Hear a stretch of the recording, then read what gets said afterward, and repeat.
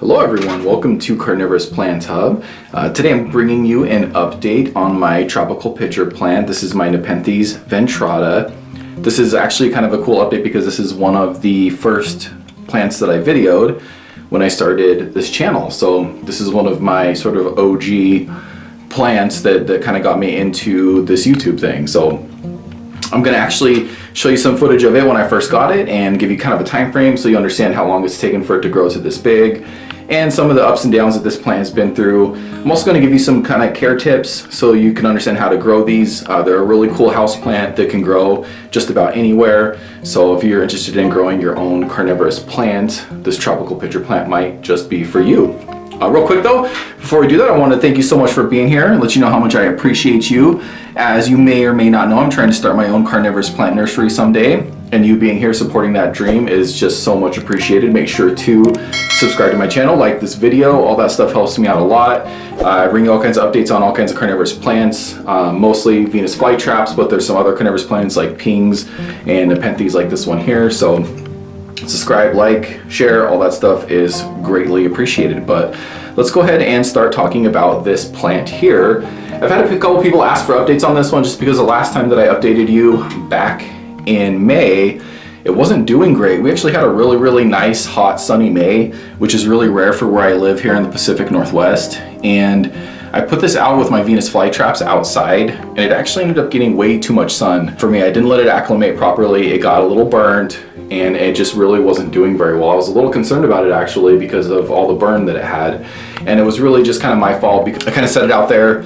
I was watering it and everything, but I wasn't paying close enough attention to how the leaves were getting. I was mostly concerned about my Venus flytraps, and I just wasn't giving it the right kind of attention, and it eventually did burn pretty bad. So I ended up bringing it inside for most of the summer and then kind of going back and forth between outside and inside, but mostly indoors for most of the summer in a windowsill, getting natural light through a window. Let's go ahead and take it back before that though. I got this actually in August of 2020 as just a little tiny baby plant, and let me show you a quick video of what it looked like then.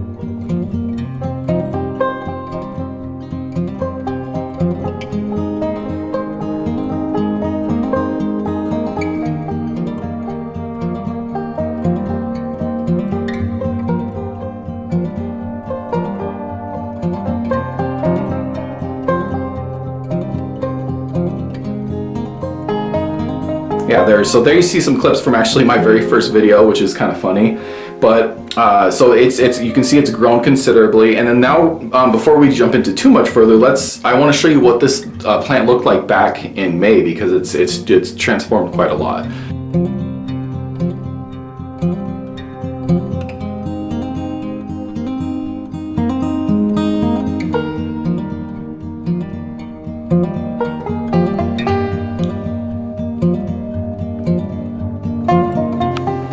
So as you can see, this Nepenthes Ventrata has made a really good recovery. Not only has it started growing new big pitchers, but it's also got a bunch of basal shoots coming out, which we're going to take a look at that here in just a minute. So not only is the main plant recovered and doing well, but it's actually starting to put out those new basal shoots. So we're going to have I'm going to have to decide whether I want to let just this one take off, or whether I'm going to do a couple more cuttings and start some new plants. I'm kind of leaning toward just letting this one grow for a while instead of cutting it, just because it's just kind of recovered. But one thing I'm excited about is it's putting out some really large new pitchers. It's probably kind of hard to tell based on this one. Let me put my hand out here. I'm a pretty big guy. I'm 6'5". I have pretty big hands, so you can see with my hand right here, these pitchers are just about the full size of my hand. You can see that. That's a really big pitcher, that one there. And this one over here is almost just as big.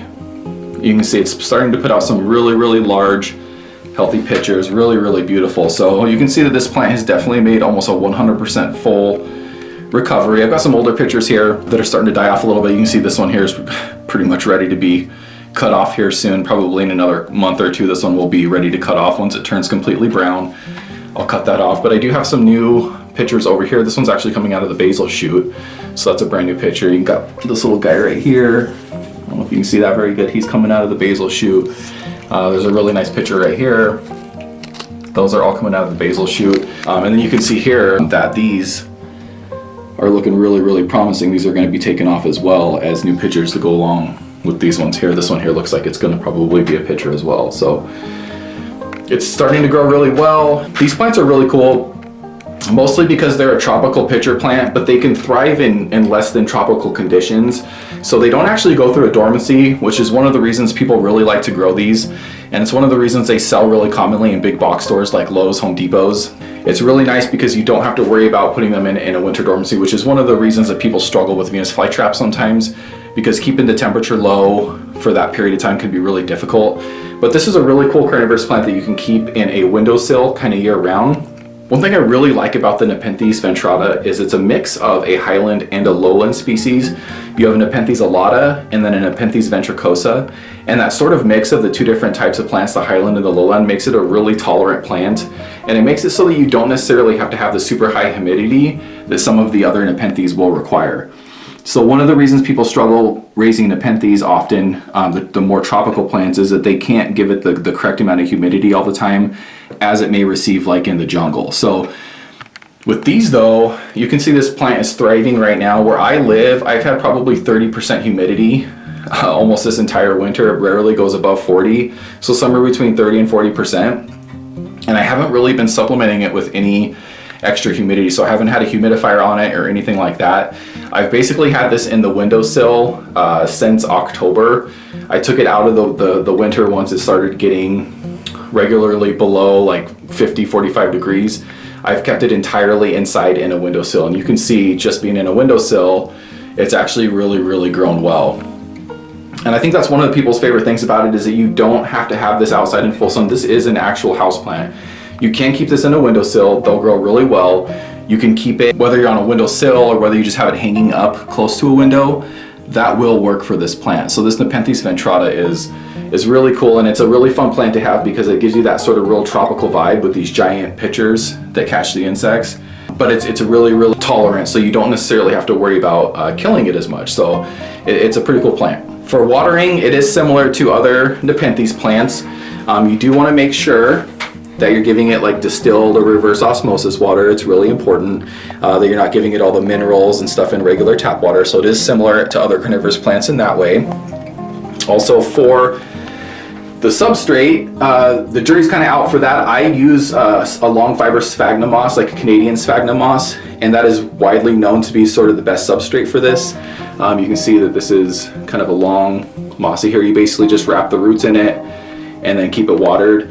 Now, with that being said, I do have one growing in peat moss and silica sand and a perlite mix, which is the same thing that I put my Venus flytraps in.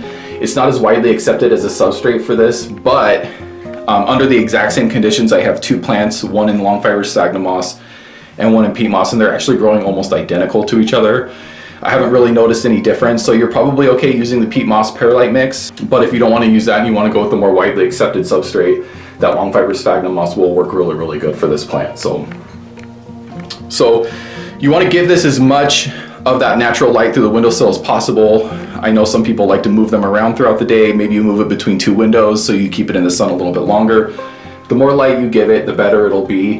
It's also really common for people to grow these in a kitchen or a bathroom that has a window, and the reason for that is that a kitchen and a bathroom tend to be a little more humid, and although they don't necessarily need that humidity, they will thrive and grow a little bit better if you can provide them that little extra bit of humidity.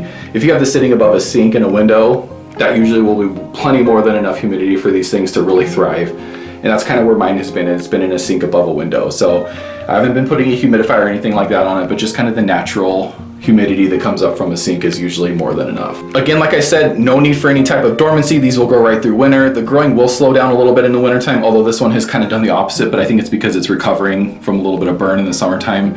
It's actually growing better now than it was. I really love the beautiful pictures that it's putting out. You can grow these under artificial lighting as well. You can go with like a Sansi 36 watt bulb. That would be perfect for one of these. You don't need to get it too close, probably about a foot away. 2 feet away will probably even work. The thing that'll change a little bit is these pictures will be a lot more red. You won't get this necessarily green split here. The pictures will come out and from kind of like this one here. This is kind of what they look like when they're under lights all the time. But as you can see, this one hasn't been under lights, so the pictures don't quite get that same perfect red. This has got the two-tone green and red, but it's actually perfect for Christmas time right now. It's got the kind of nice Christmas color, so it kind of works even as a sort of a holiday decoration for the red and green. As you can see, come up to the top here, you can see that I have, this is the main plant over here, this stem. Here's a big basil shoot coming out right here. And then there's actually another basil shoot coming out right behind it here. It's kind of hard to see, but you can see there's the one to the right and then the bigger one here to the left. So it's not only producing these nice pictures, but this one is actually also producing some basil shoots. And what you can do with those is you can cut those off and actually put them in some sphagnum moss and they'll take off on their own. So you can kind of propagate this plant and do that. That's kind of fun to do. Or you can just let it grow crazy out of here and let those just continue to grow and create new pictures like this one is doing right now. You get something looking like this. Pretty soon those will be big enough to hang over the side as well. So wherever you hang it, they'll continue to hang down. These plants do grow really crazy, so there at some point you might have to do a little bit of trimming. And all these trimmings you can actually propagate and do the same thing. I actually have a video with basil shoot cuttings. So if you want to take a look at how to propagate those, the video in the description will show you how to do it. But I think for the most part that's everything in terms of care for these. They're really straightforward. They're actually pretty simple, other than the substrate and water requirements being a little bit different than other plants.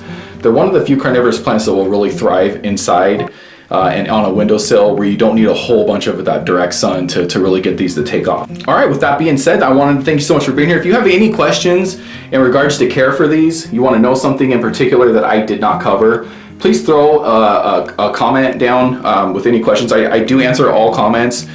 So if it's a question or whether a remark or something that you want to add to this, please feel free to do so. I'm more than happy to talk to you and figure out what your question is and hopefully be able to help you with whatever you need in growing these plants. But thanks again so much for being here, guys. Make sure to like, subscribe, all that great stuff helps me out a ton. I really appreciate it.